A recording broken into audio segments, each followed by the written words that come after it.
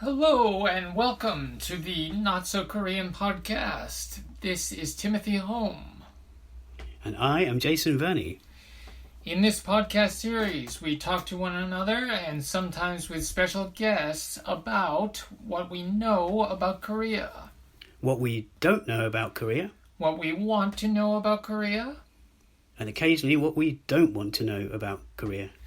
Recording live from UK's KoreaTown itself, an area in and around New Malden, yes, the largest Koreatown and Korean community in Europe. Let's start this episode off with a quick summary of the last few days, or recently at least. So, Jason, can you tell me what you've been up to recently, or what we've been up to? Yeah, I can indeed. First of all, I haven't been doing as much as I wanted to because we've had this extraordinary heat. Yeah, the heat wave, yes. It's almost like, I've been thinking it's almost like a Korean summer, the way their summers are. I mean, not quite. They would say that we've still got it mild, but we've had up to 30 degrees, I think, and maybe more. A little bit humid as well. Yeah, exactly, which is another, exactly. So I haven't managed to get too much done. I have been out and about as usual, been on my bike and around, and one thing I have done is that Korean related film, a short film, mid-length film that I've filmed, submitted, has actually been selected in a film festival, international film festival. Congratulations. Thanks, Tim. It's not actually in a Korean festival. That there's a couple of submissions out there for that, but the one it is in India, and it's an international short film festival. So I'm pretty happy, but I've got lots going on due to that. But I'm sure you have as well. Fantastic. We also, because you said what have we been up to, and we did actually meet up with a friend. She works for, a lot of people should know this, it's the KBCE. Yeah, and what does that stand for? That's the Korean British Cultural Exchange. That's correct. We met up with her, had a long chat, great chat actually. We talked about everything that we couldn't imagine basically things that we couldn't imagine talking about. We were speaking about. She always has a lot of interesting ideas, and we do as well, I think. And so we can talk for hours and hours when we get together. Yeah. And we also, incidentally, we met at the CHOI'ce cafe, which is the reason I'm mentioning this is because I go there quite a bit. Timothy, you do sometimes, and it's actually it's CHOI'ce. It's written as choice, but it's CHOI'CE, so it could be CHOI'ce. Like the Korean family name Choi or Che.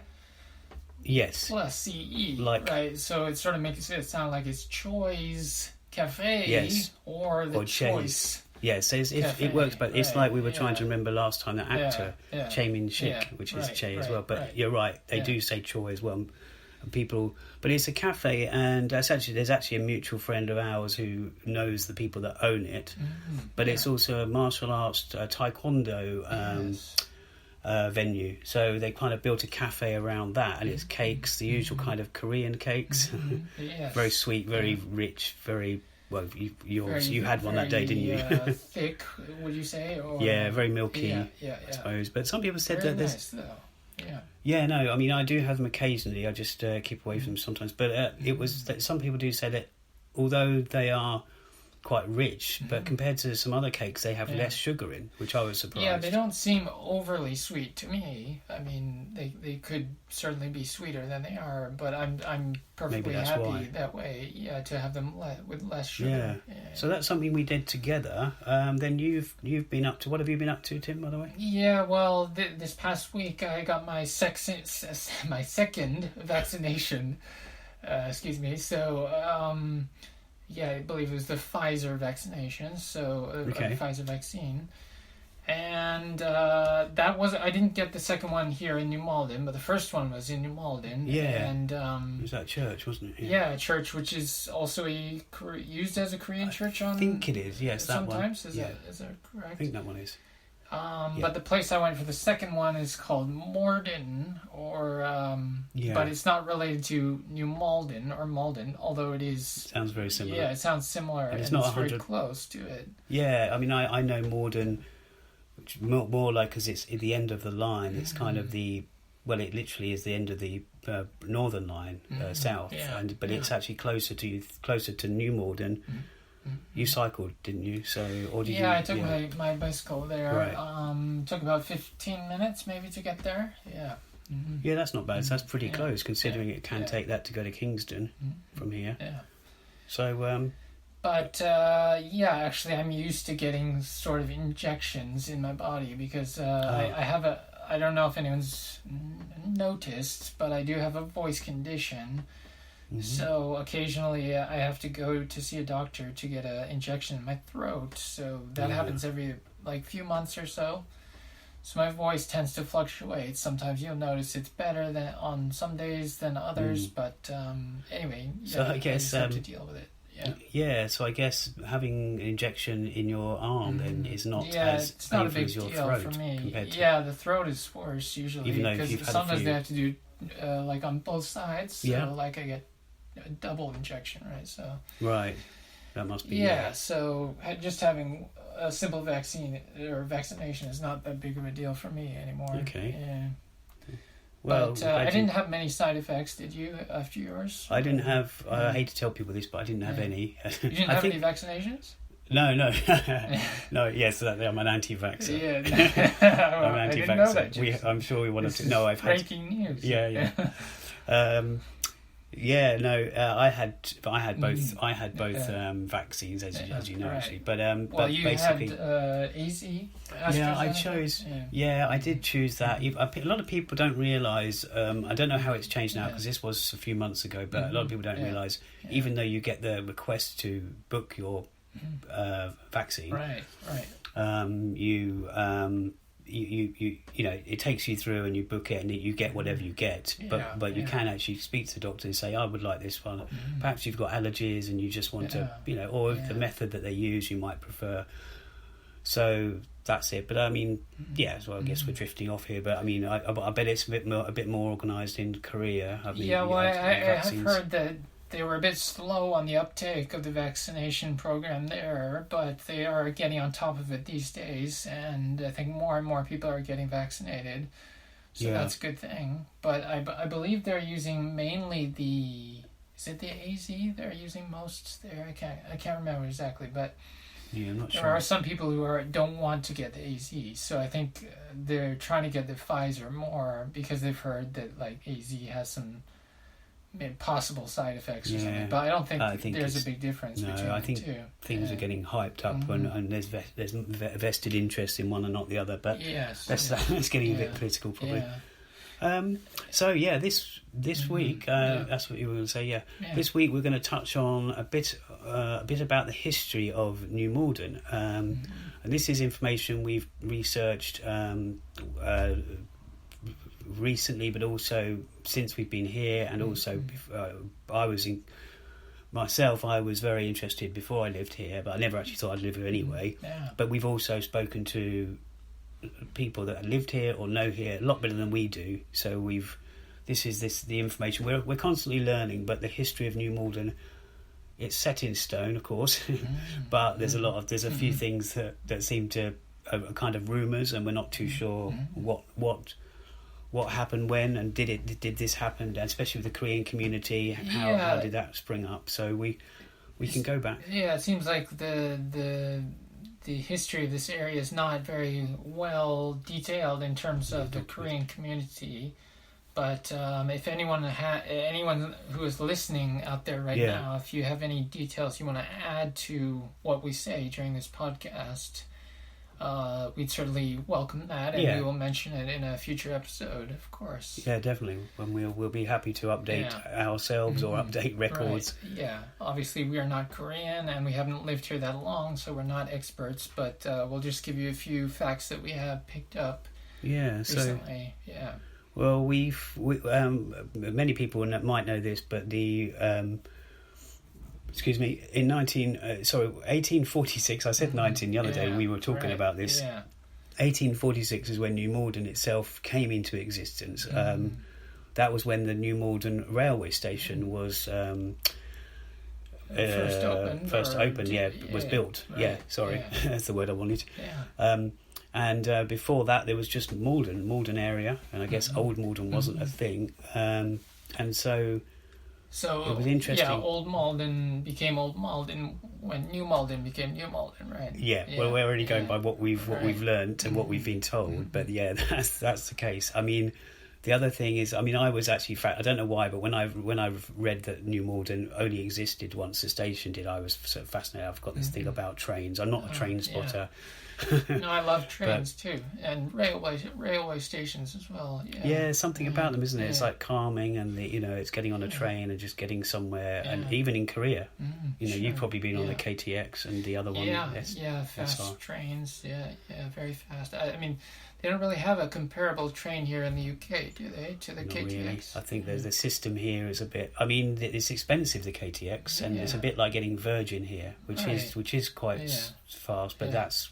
There's a lot of issues going on there, but they've got similarities. But there's not like a really. There used to be an intercity one like years and years ago when I was a lad, and that was pretty fast for back then. Yeah, well, of course, the UK was the first to invent the railways originally. Yeah, right. Yeah. So that many of the railways here are very old, right? Yeah, they don't seem to maintain. They have a lot of character, I would say. But some people might call them run down, but I think they're. I think that's partly due to privatisation and stuff. It has it has a lot of bad things, but anyway, we were.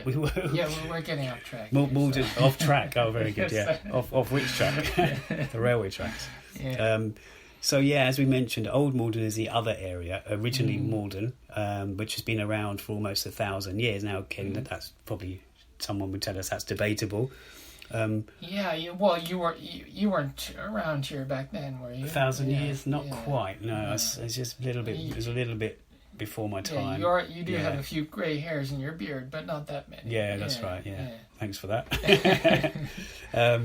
I mean, trains were around, so I can vouch for that. Yeah.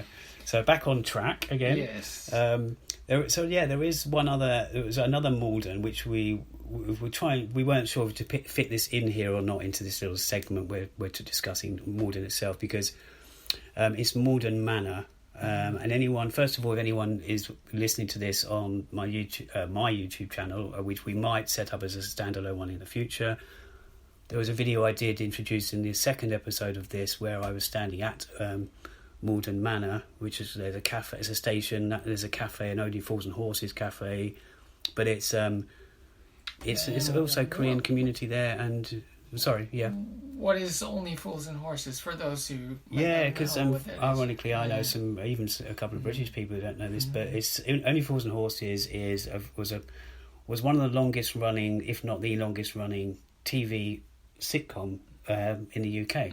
Ran from sort of the end of the 70s, I think. I don't want to misquote the dates here, but all the way up to sort of a decade ago. Right. It kept kind of coming back, and it had its own, a lovely jubbly came from there, that phrase, and there's loads of different catchphrases, but it was a very funny show. But it's based in Peckham, but I think what's happened is in Malden Manor, just to drift off the subject again, the guy around there, he opened his Hooky Street cafe. He called it Hooky Street because it's a part of the theme song at the end, and Hooky Street means dodgy stuff. Okay. Again, dodgy means well, if any Korean listeners are enjoying this or not enjoying this, translate dodgy into Korean? Yeah, suspect maybe. Suspect, sort of something a bit iffy, and dodgy as in gear that's second hand. But Only Fools and Horses, yeah. So, but that area. But you were saying earlier, weren't you, about Malden Manor and Old Malden? Yeah, well, I think Malden Manor is technically a part of Old Malden. But there is like a old building called Malden Manor, a manor house, and that's why it's called Malden Manor. But it's right next to the oldest church in the area, I believe. Yeah. That's right. Yeah.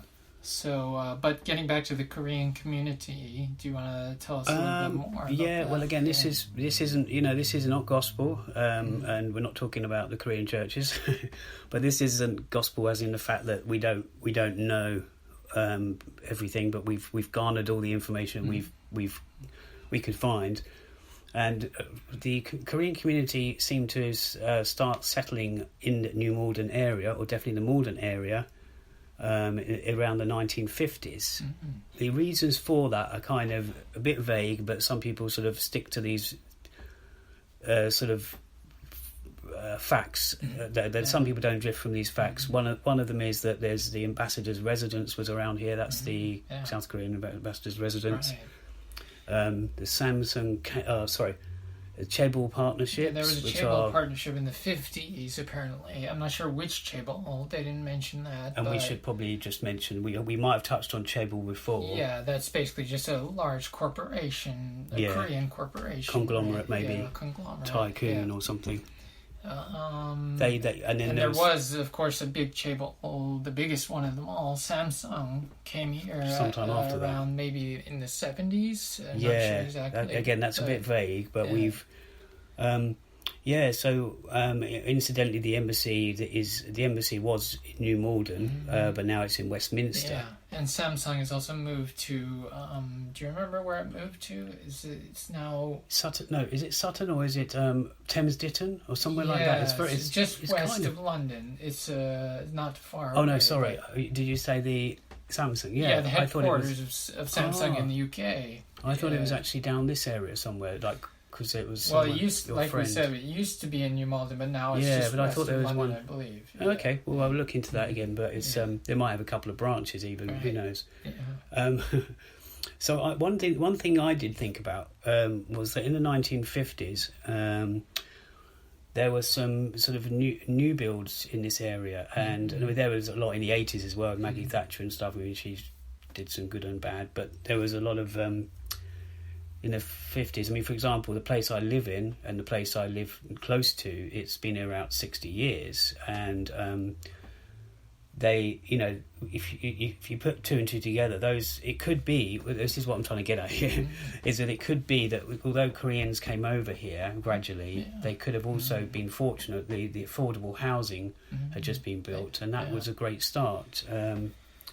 I don't know. And also, like you said, because the ambassador was close to here, and the embassy also used to be here before they moved, so a lot of Korean people just felt more comfortable. Yeah. The easy access to the embassy and stuff like that. So, of course, a lot of Korean businesses started to flourish around this area, including Korea Foods. And we'll go on to that in a little bit as well, actually. Yeah. But and Koreans are very Korean. Sorry, Korean. Of course, they're very Korean. Yeah. Or when I say they, you, if you're listening and you're Korean as well. But the sense of community is a big thing, as we've talked about before, and obviously with whether it's eating food or it's sort of house gatherings. Yeah. So when you realise there's a place to live and it's safe, and you've got other people from your country there.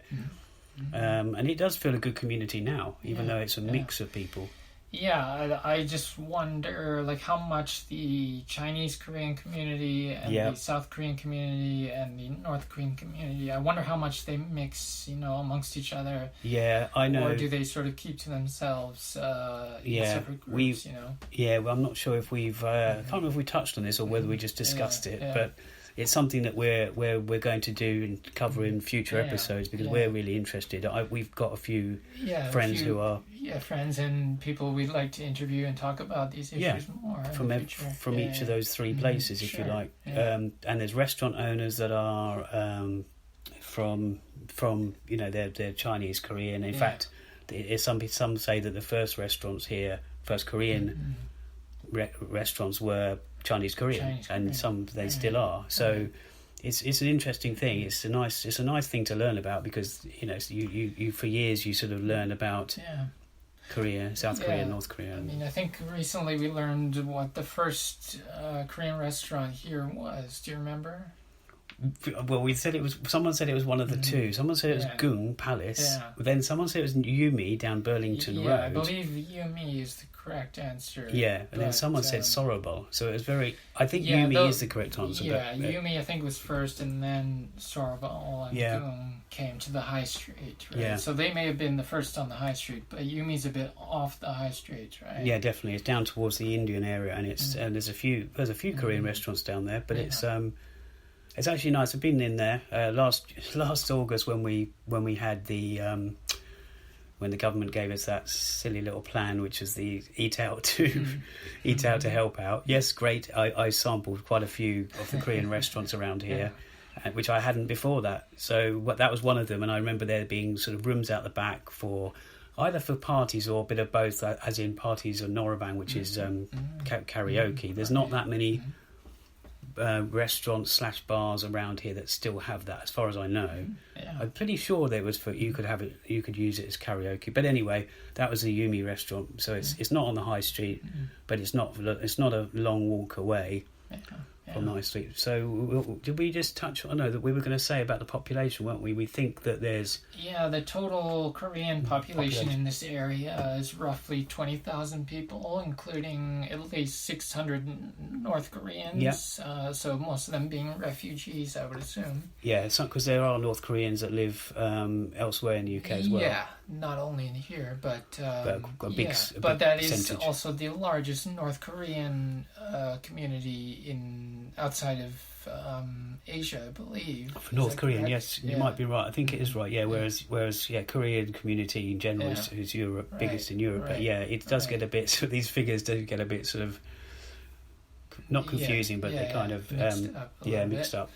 But either way, or whatever way you want to slice it, it's a large amount of Korean people. So at the same time, when you come in here the first time, you don't necessarily think, "Oh, this looks like a KoreaTown." No, right? That's a good point, because we're going to talk about in a future episode our first impressions of this, whether that be a decade ago when we might have come here the first time, or a couple of years ago or several months ago. But you can walk along the high street and you will see a Korean restaurant, then you see a coffee shop, then you see then you see maybe, if you didn't know it was Korean, there's bingsu, the cake place. But if you were a stranger here and you're looking for Korean things and you didn't know about, you would have to go another couple of shops before you saw a Korean restaurant. Right. And then it probably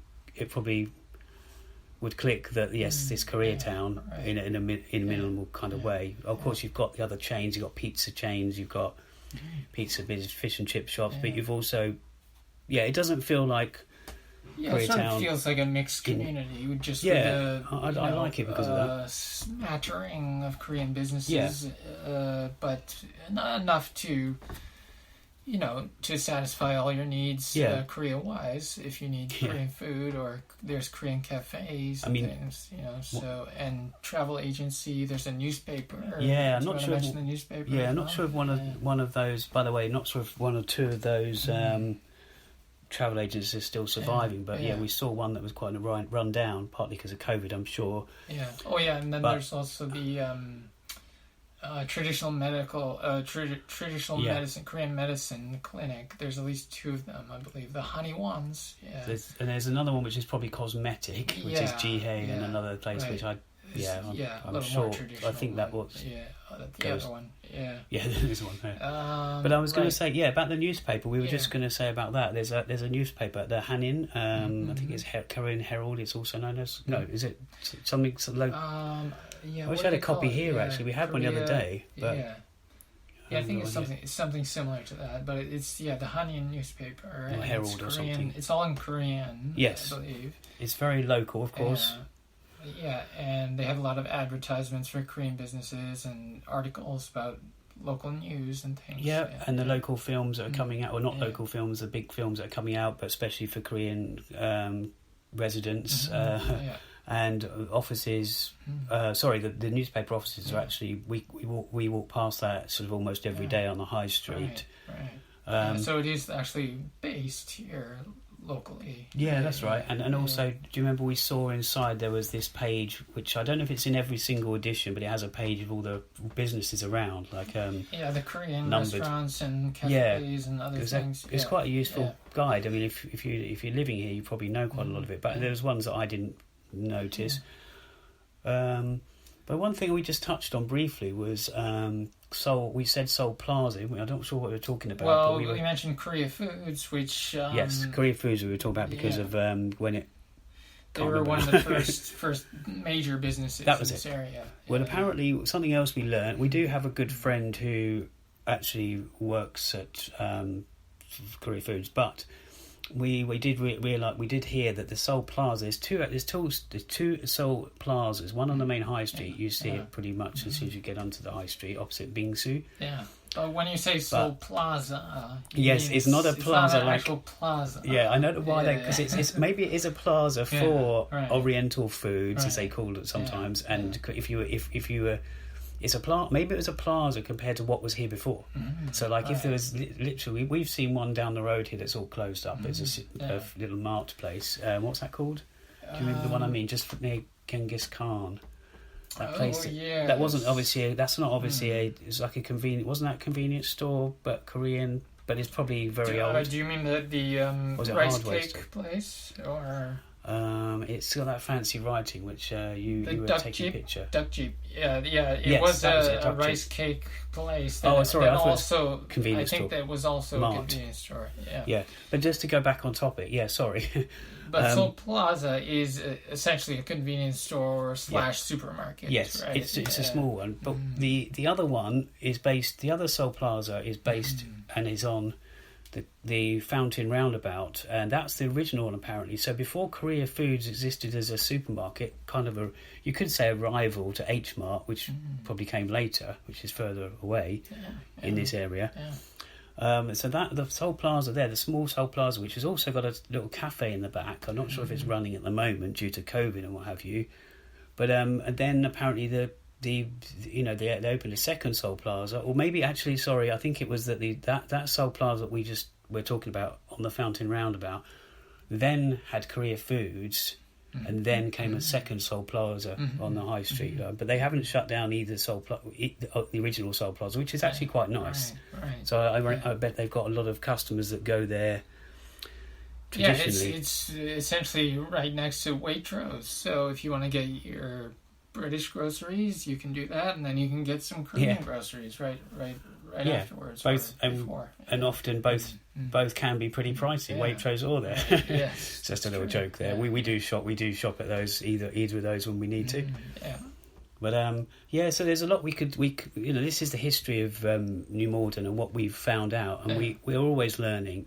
Yeah, I'm sure there's a lot more that we could talk about, but we will save that maybe for a future episode. Yeah, I mean, and like Tim said earlier, if anyone's got any sort of revelations or information about KoreaTown, New Malden, what they know when it started, or where people came from, or if anyone actually was one of those people that sort of had some connection with the first people that moved here, or was one of them, then we're happy to speak to you or just hear from you, just a message or something. Yeah. You can get in touch with us through our social media channels. We're on the usual Facebook, Instagram, etc. Yeah, we're all up to date here, mod tech things. But not on TikTok yet. But no, we're still considering that one. Well, you might be, but no. Sorry, there's always a bit of thing against TikTok, but. Anyway, so but Facebook and Instagrams are too, and obviously to hear us, you can hear us on. Sorry. No, go ahead. No, sorry. Yeah, to hear us on Spreaker's the platform that the podcast goes from, but we are on Spotify, Apple Podcasts, which is essentially iTunes really, and also YouTube, as I mentioned earlier. But I suppose we should probably start wrapping this show up, but shall we finish with some news? Yeah, sure. So just some news from this week. Maybe if you want to start. in terms of Korea, I haven't heard too much, but I did hear they were also in the middle of a heat wave recently. So I hope everyone's staying cool over there, and ours is just about to end here, I believe. But you never know. We may have another one next month. Who knows? But we try not to complain here because we don't get this kind of heat here that often. So British people are very well known for complaining whether it's hot or cold, but we're trying not to. But it's desperately. Yeah, we don't have air conditioning here like they do in Korea everywhere. Yeah, and in although a lot of countries that have that. So, you were going to say about the. Well, today I was watching the opening ceremony of the Olympics in Tokyo, which of course was supposed to happen last year, but was delayed because of COVID.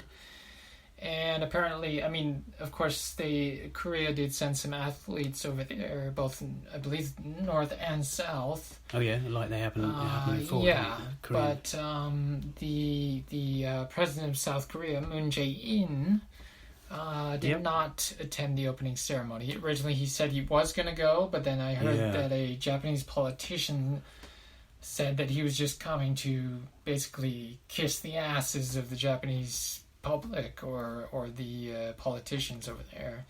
And so that angered a lot of people in Korea, and they said that the president shouldn't go because that's just how the Japanese view us, politically. Yeah, I mean, that's it. I mean, some you do get some countries, and ours is probably similar, that do go to kiss the arse. So we've just had a G7 thing here. But yeah, and I wonder if the Olympics is supposed to be an event that brings everyone together, and it shouldn't be too politicized, But I don't think. But I guess everything is politicized these days. Yeah, I suppose if you go, and if we go deep enough with anything as well. But it also, we think it's probably possibly to do with Japan, Korea. Yeah, their relationship hasn't been the best for ages. Several years. Yeah. Anyway, more local news you have. There's actually, this could be the day you're listening to this, which is basically on the 24th of July.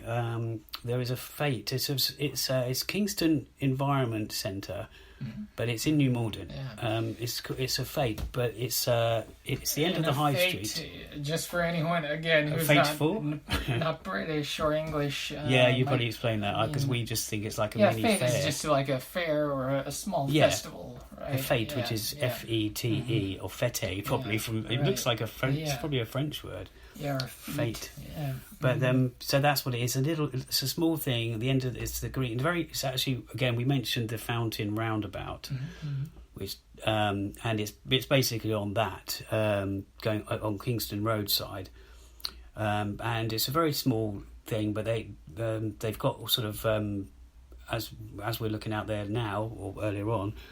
They've got all the kind of little flags up, a bunting or whatever you call it. They've got all that up there. But also they did tell us, we were speaking to them, and they told us that they'll be having some Korean dancers. So if you haven't listened to this podcast too late, as in if you're listening to this on Sunday or from the afternoon on, exactly, Sunday or Monday onwards as well, then you've missed it. But we wanted to say this because we were actually quite surprised because it's it's not a Korean fete. But it's just that because it's inclusive and it's a local thing. These Kingston Environment Centre people are very good people apparently, and that we've seen before. They sort of upkeep the not flower beds, the sort of greenery area, and let people volunteer there.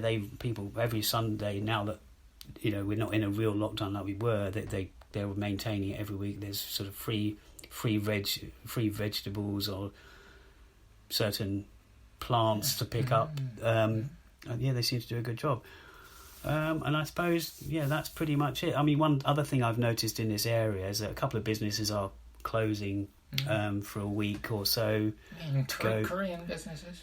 One or two I've noticed, but it could be that I've just seen them on 2 days and then they're open tomorrow. But there's a couple that closing for summer vacation or holiday or something. It could be that the Korean owners or Korean Chinese owners or whatever, they're going back to Korea just to see family, or whether they're just going on a holiday or vacation, as you say in Canada, like lots of other people say. I mean, it's not unique to Koreans, but we did notice. And CHOI'ce, I think, were one we mentioned earlier. They're going to be closed for several days, and they'll be missed. And I know Gung Palace, which is also Palace. That's what I'm trying to say. That was only closed. That was closed for a day or so, but I think they were just having some stuff done inside. But I thought there was another one. Was it Chimek Bibimbap? Bibimbap. And yes, Bibimbap and Chimek. I told you the heat was the heat was affecting us, or had been affecting us. It's not so bad now. I don't know. These, it's things you notice when you live somewhere for a while, and it's Korean related. You seem to pick up on things. So I'm pretty sure we've covered everything we wanted to cover. Yeah. So I guess that's about it for this week. But next week, as we said before, we will talk about our first impressions in New Malden, the first visits that we had to New Malden, which was now about 8 or 10 years ago for us. The first time I came here, and I've definitely experienced more now. But yes, the first time was around then, but and that's pretty much it. And we will be having guests, as we mentioned before. Yeah, and we have another exciting project coming out video wise, but we'll leave that for a later date to talk about. And that's it. So thanks for listening, and we'll speak to you. Give us feedback. We've loved the feedback that we've had so far, so thanks for that. Yeah, and thanks everyone. And Youngie, Yes, yeah. Thanks a lot.